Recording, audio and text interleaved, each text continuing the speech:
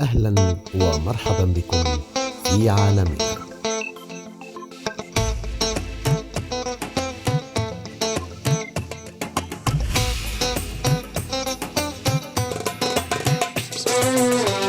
ايه غيابك طول يعني يا ابو عادل؟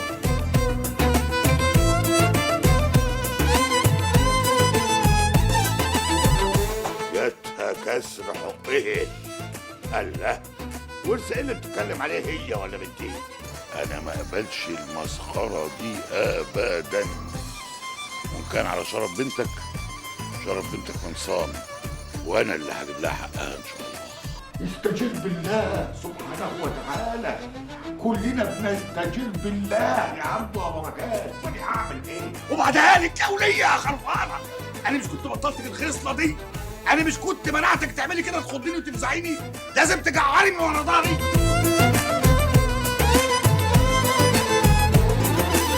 تشاهدونه في الأوقات التالية.